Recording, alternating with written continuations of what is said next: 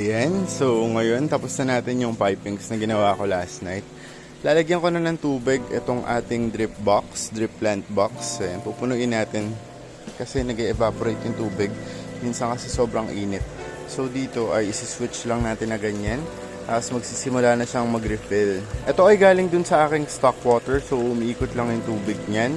Nagreserba lang ako dito ng isang line just in case na meron akong kailanganing lagyan ng pipings really soon. So far, so good dito sa ating drip plant box. Crystal clear na yung tubig. Tingnan nyo na yung mga halaman dun sa ilalim, nakakatuwa. Eventually, pag meron pa ako naisip na itanim na halaman dito, magdadagdag pa ako ng mga tubs na yan. Ayun, nakikita nyo yung mga isda natin nagtatago dun sa ilalim. Ayan o, nakakatuwa sila. Sila yung mga test fish natin, yung mga PKBM na test fish. Kung meron pa kayong mga suggestions kung anong plants yung gusto nyo makita dito sa ating drip plant box, let me know on the comment section. Para kung sakaling makakahanap ako, i-add natin yan dito sa ating drip plant box. So far, so good. Kompleto na ako ng mga gusto kong halaman. Yung Jungle Vallisneria, staple yan. Vallisneria corkscrew, gusto ko rin yan. Yung Rotala, tsaka yung Ludwigia repens, gusto ko yan. Isa sa mga favorite ko, yung Ludwigia Red Rubin. Kaya bumili ako, naglagay ako ng dalawa.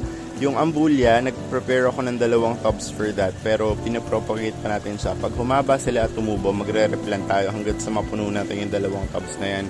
Andun yung Water Wisteria. Dun sa bandang dulo, meron ako dong Dwarf Sagittaria. Meron tayong madaming bako pa dito on this side.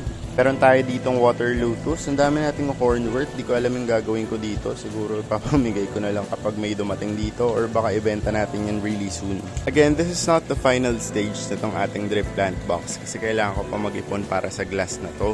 So yun nga, I wanna be transparent para aware din yung lahat. Yung unang canvas ko dun sa glass, temporary glass, 12mm.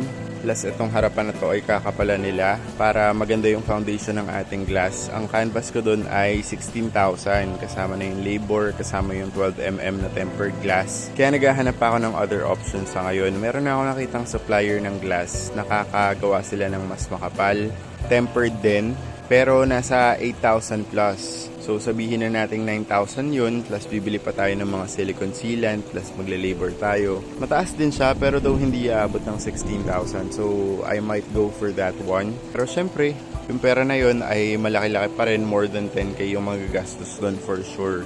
So iipunin ko muna yun ng very light. Hindi naman kayo papagintayin ng sobrang tagal. Pero after ng ating drip plant box, ito na yung isusunod nating project dyan.